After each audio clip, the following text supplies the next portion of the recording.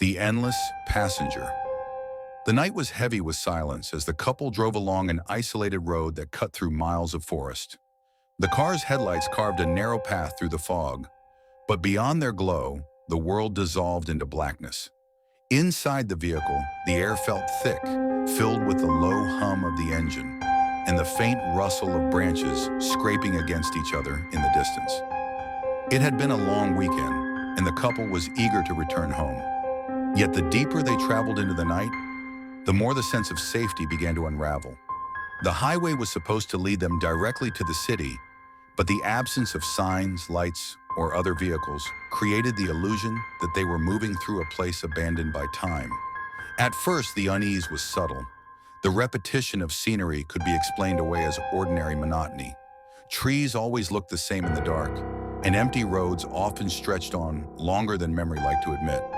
But the further they went, the more undeniable it became. The landmarks repeated themselves. The same twisted branch, the same cracked patch of asphalt, the same leaning traffic post, bent at an unnatural angle. Minutes blurred into hours, but the world outside never changed. Then came the first sighting. At the edge of the headlights, a figure stood by the roadside. It was not moving, nor was it clear whether it was facing the car. Pale, tall, and impossibly still, it seemed sculpted from the shadows themselves. The vehicle passed it quickly, and for a moment, relief whispered that perhaps it had been a trick of the eyes, a distortion of fog and light. But the figure returned. A mile ahead it reappeared, this time closer to the shoulder of the road, watching as the car drew near. No movement, no expression, only the cold certainty that it had been waiting. And again, several minutes later, it appeared once more. Always ahead, always waiting, as if distance meant nothing.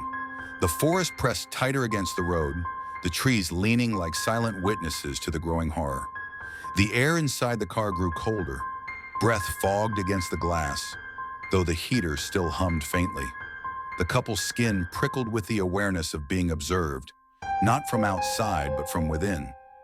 It began as the faintest sound, the subtle rhythm of a second breath. At first, it seemed like the wind slipping through a crack in the window, but the sound grew deeper, steadier, undeniably human.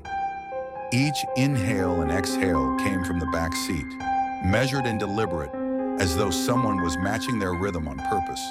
The rearview mirror quivered with the vibration of the road. Shadows shifted in the back seat, and though no figure was visible, the weight of a presence filled the confined space. The couple did not dare turn around, but every nerve screamed that they were not alone. Time fractured.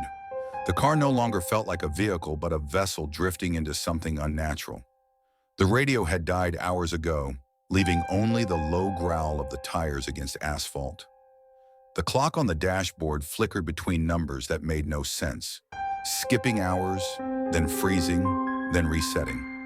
The figure outside was no longer limited to the roadside. It began to appear in impossible ways. Sometimes it was seen in the corner of the windshield, just beyond the trees. Other times its pale outline seemed reflected in the glass, as if it was inside looking out.